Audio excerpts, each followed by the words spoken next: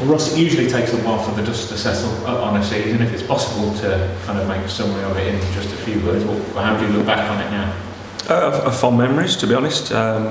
Really enjoyed the season as a whole. For myself and Jimmy, it was our first full year in charge at first team level, and thoroughly enjoyed it. Roller coaster, lots of ups and downs, lots of stressful nights. But overall, looking back on reflection, it's been a really successful season for the football club.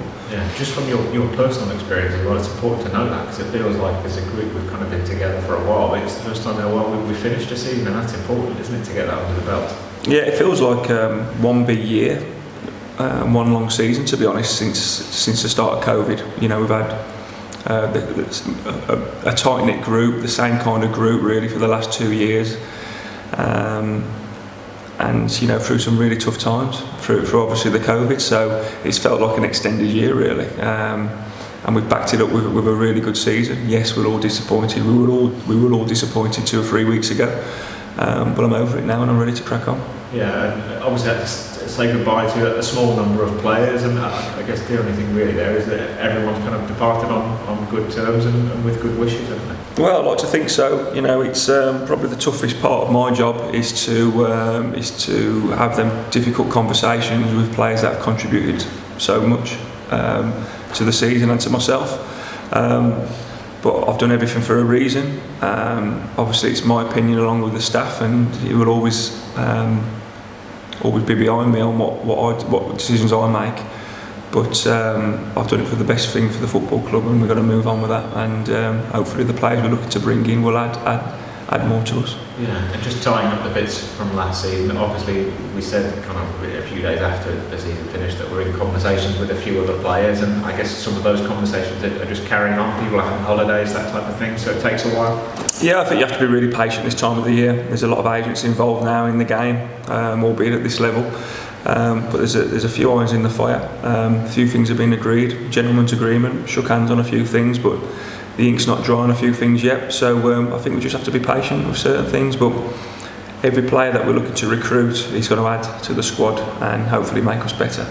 Yeah, and I know you've met with Cliff Moyer as well, and obviously it's a very difficult situation for everyone involved, but the key thing for us is that we'll, as much as we can, look after him and see where we are in a time. Yeah, we've had a conversation. It was a difficult one. It's just a sad situation for all parties, to be honest. You know, it's got to be a long process, but we're here to help, and we're going to stand by him, helping him through his rehab.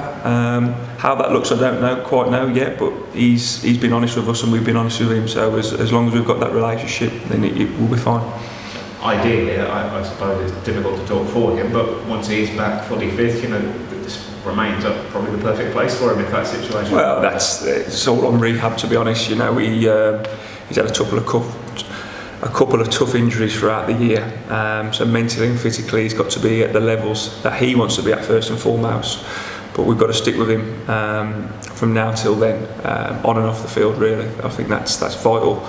And we'll just take it from there. So no rush decision on anything, but we're just going to hopefully move forward on it all. Yeah, and you've had the opportunity to bring in your first couple of new faces as well. Let's talk about them in reasonable order. Yusuf Cisse was the first one to head out there, and I guess he's your cup of tea, isn't he? Yeah, well, a little bit about Yusuf. We tried to bring him in February time, unsuccessfully. Couldn't come to an agreement with Alfreton at the time.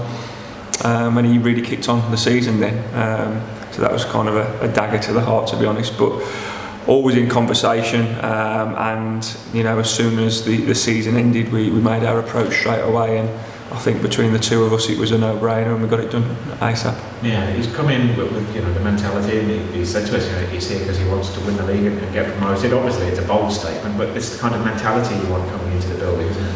Well, a lot of people who say that, it's just actions speak louder than words, to be honest. And you know, I've heard it a lot from players in the past, but we're bringing in Cisse because he's proved that this year that he's something different.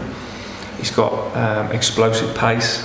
He can play either side of the flanks. He's attack-minded. He scores goals. He's got a good height to him, so he fits our profile really well. And he's local, so I know, you know, he's got to work hard in a full-time environment, and we're going to make him better. Yeah, two players kind of with academy links as well, Tom Palmer and Jack, Ty. We'll get to Jack in a sec. But Tom, I suppose for you, is it a really intriguing and promising position in his career now, isn't it? Yeah, 12 months ago we sat him down along with Jimmy and Lee Evans and give him a plan, a 2-year plan of, go out and get as many games as you can this season. He's done that. He's played over 50 games in the league below, done really well. And he's grown up as a goalkeeper.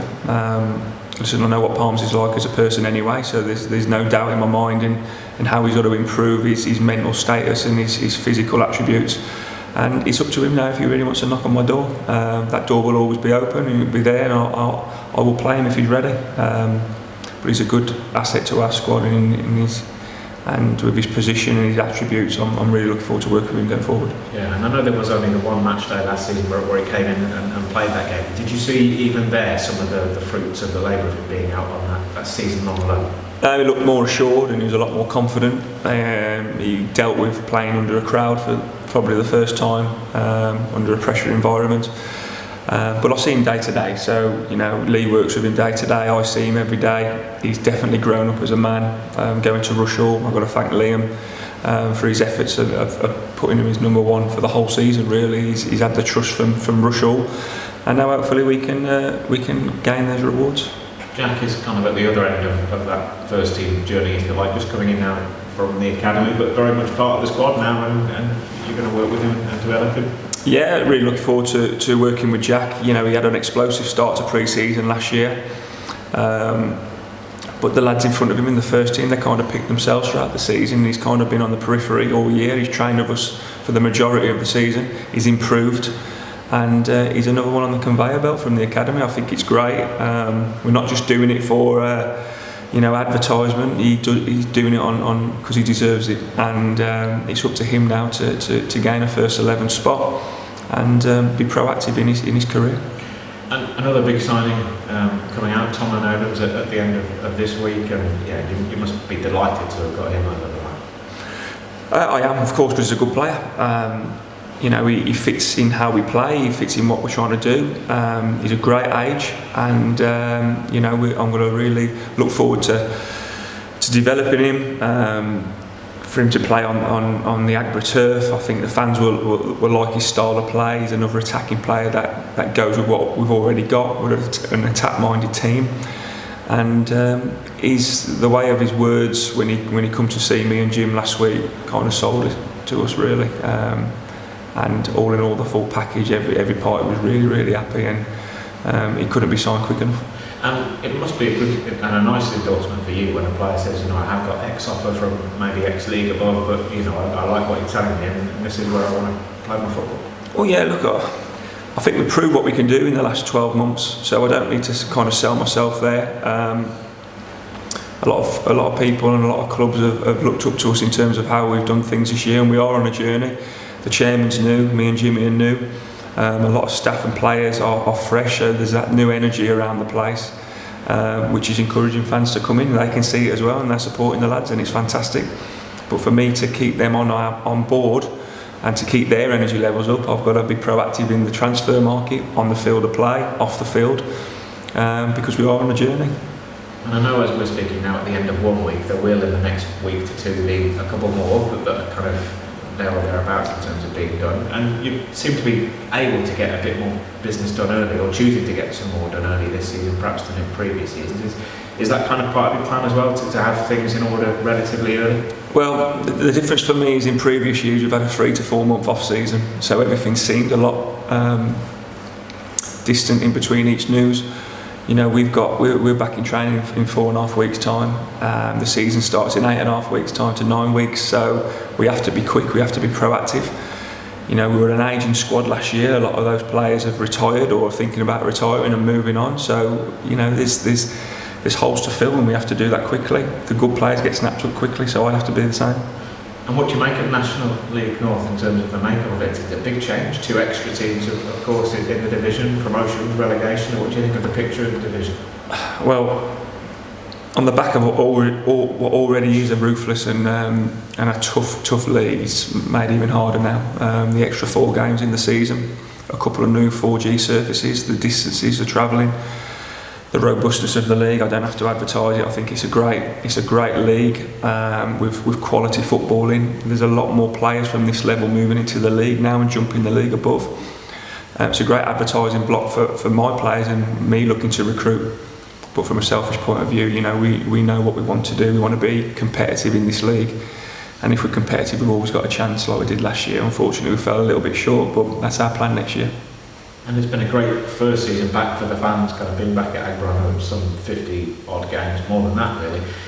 It seems a while ago that we were playing in front of empty stadiums, but once again, kind of next season, they proved last season what a big part they'll play.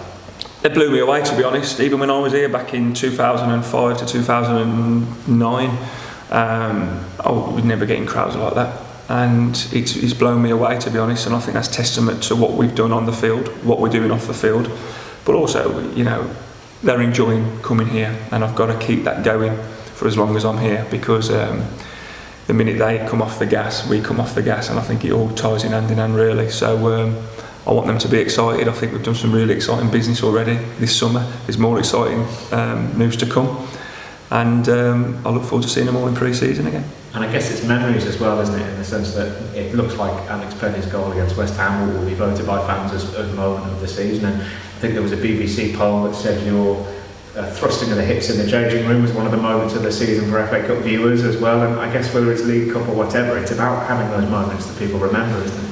Oh, for sure. Listen, I want to thrust my hips again, do you know what I mean? And if I do that, then we're all having a party, aren't we? So, of course, listen, the FA Cup run was phenomenal and something that's got to live with me forever. And, I talk to a lot of fans and they remember it to the 94 FA Cup moments, and it's great. I want to build more memories here.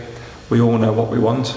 I don't have to keep barking on about it, but it takes time and it takes patience. And what I don't want not getting promotion to be an unsuccessful season. I want this to be deemed as a really successful season.